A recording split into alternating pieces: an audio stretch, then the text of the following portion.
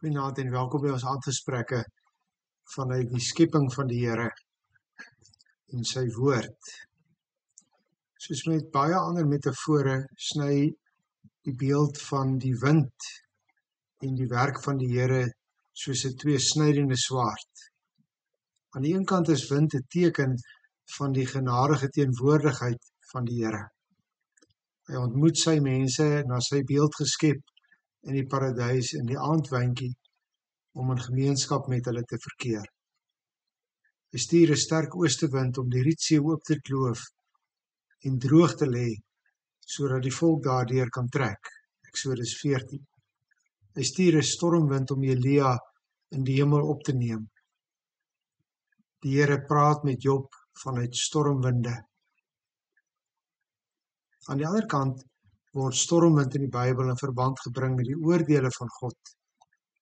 Die psalmdigters roep die Here op om soos 'n stormwind te verskyn om hulle vyande te vernietig. Psalm 35 vers 5 lees: Laat die engel van die Here hulle jaag so skaf voor die wind.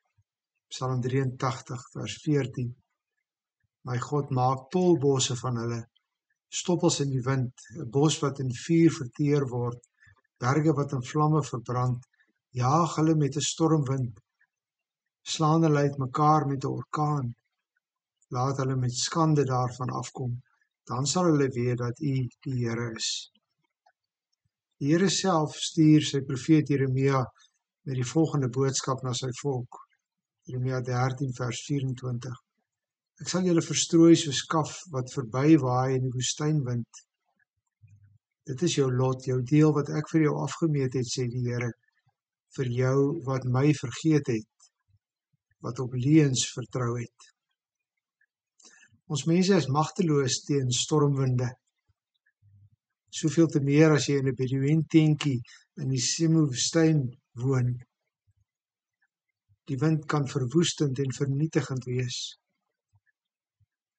Net so kan 'n mens nie stand hou teen die oordeele van die Here nie.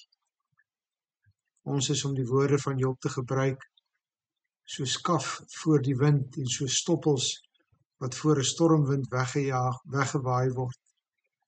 Ons is soos 'n plant wat deur 'n warm woestynwind verskroei word.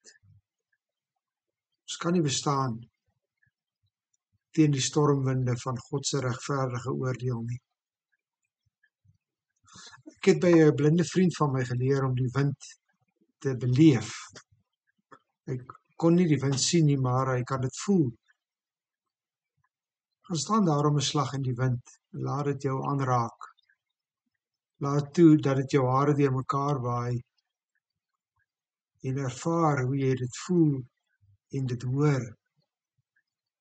Want niemand van ons kan die wind sien nie. En laat die wind ons dan herinner aan die teenwoordigheid van die Here, wie Gees is en wie nie gesien kan word nie. Laat dit ons gerus stel dat hy teenwoordig is en dat sy Heilige Gees in en deur ons waai.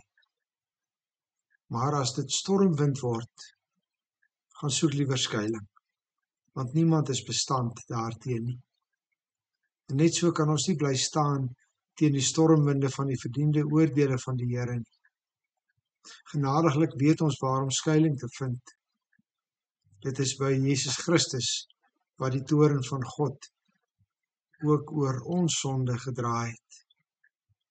Net daarom hoef die wind van God se teenwoordigheid ons nie bang te maak nie, maar ons gerus te stel in die wete dat hy teenwoordig is, soos die aandwindjie in die paradys. Goeiedag.